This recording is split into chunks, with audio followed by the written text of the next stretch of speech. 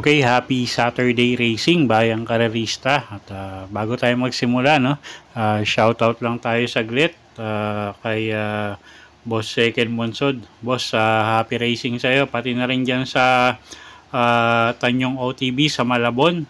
Kay Boss Oyi, kay Paring Bon, kay Pitong, kay Mang Bote. At yun nga, galing kay Boss Orlian. No? So, happy racing sa inyo. Good luck po.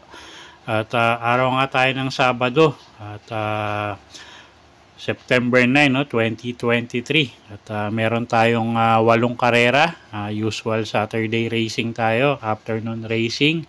At start time or post time ng race 1 is alas 3 ng hapon, no. So simulan na natin yung mga giya natin para sa araw ng Sabado, September 9. Race 1 tayo, class 5-5. 1,000 meters ang distansya natin dito. Start ng first pick 5. Okay, first choice natin, no? Numero 4, Jumbo.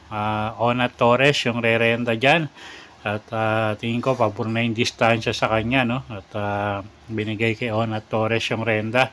So alam ko gamay rin naman niya to. So tingin ko mag-i-improve yung takbo niya, no? At yun nga, napaka-iksi ng distansya. Second choice natin yung numero 1 na si Let It Shine, sasakay ni RC Susan. Ito medyo magaang na yung laban niya ngayon, so baka makasunod na rin sa unahan to, no? At siya nga yung second choice natin. Okay, so dito sa race number 1, first choice natin numero 4, Jumbo.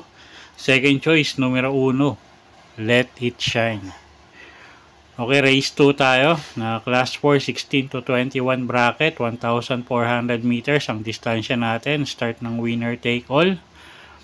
First choice natin, no, numero 4, Basket of Gold, JB Hernandez yung re-renta dyan. At napakagang na yung laban niya ngayon, no? So tingin ko medyo lamang na rin to, no? At yun nga, sana lang ilabas ng connection.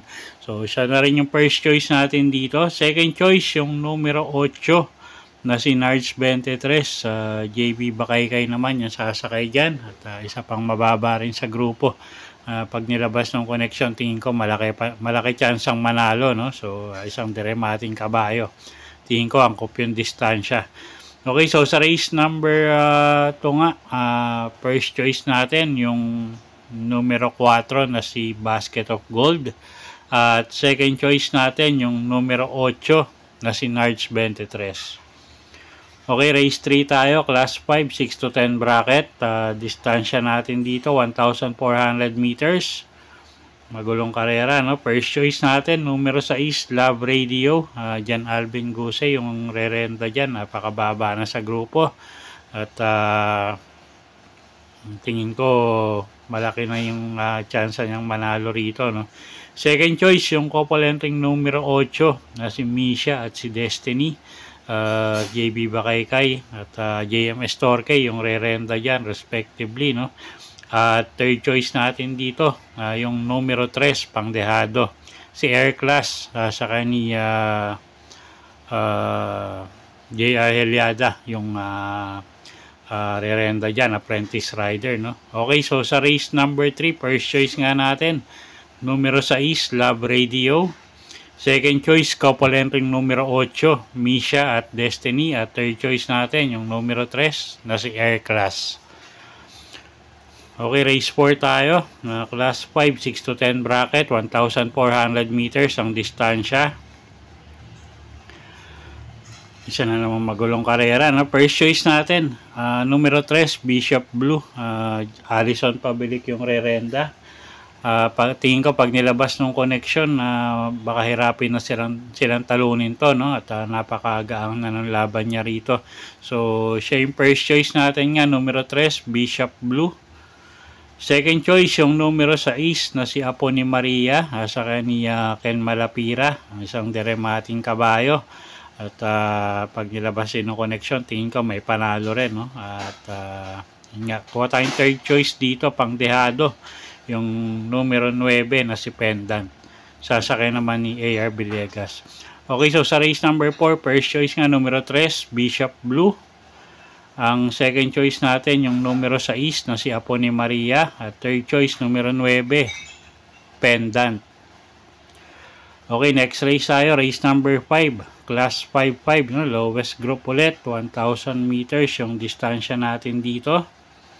First choice natin dito, numero 8, Freddy Wong, CB Ardona, yung re-renta dyan. At medyo consistent na naman si Kabayo, no? Dun sa mga huling takbo niya. At medyo magaganda ipinapakita. So tingin ko malaki chance ngayon manalo at gumaang yung laban niya. Second choice, yung numero 6 na si Chase the Gold. MP Cañete, apprentice rider, yung re-renta dyan.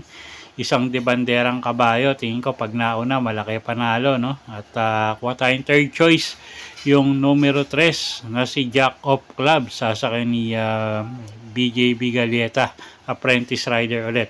Okay, so dito sa race number 5, first choice nga natin na numero 8, Freddy Wong. Ang second choice natin, yung numero 6 na si Chase the Gold. Third choice, numero 3, Jack of Clubs. Okay, race 6 tayo, class 5, 6 to 10 bracket. Distansya natin dito, 1,400 meters. Okay, first choice natin dito, no, yung numero 8, Metal Strength, si Espari Jr., yung re-renta dyan. At tingin ko mag-i-improve na yung takbo ngayon, no? At medyo tingin ko angkop na yung distansya sa kanya. Medyo humaba na yung distansya. Second choice, yung numero 3, Good Reason. CB Ardonia, yung re-renta dyan. At pag nauna, tingin ko malaki din ang panalo. Lalo na pag nilabas ng connection, no? So, siya yung second choice nga natin dito. Third choice, numero 1, Barayong, sasakay naman ni JM Estorque. Ito, gamay din ni JM Estorque ito. So, tingin ko may panalo rin. Numero 1, Barayong. Okay, so sa race number 6, first choice nga, numero 8, Metal Strength. Second choice, numero 3, Good Reason. At third choice, numero 1, Barayong. Okay, race 7 tayo. Penultimate race, class 3, 40 to 46 bracket. Distansya natin 1,400 meters. Okay, tingin ko matibay, no, yung numero 4, couple entering Brothers Son at Prime Bidding. Sasakay niya ni Elvin Abrea at ni AR Villegas. So mga kabisado naman nila to. So tingin ko medyo matibay itong dalawang to, no. Pwede pang protection yung numero 2, couple entering Club Habana at Cupid Song. At sila yung pwedeng tingin kong magbigay ng laban dun sa couple entering numero 4.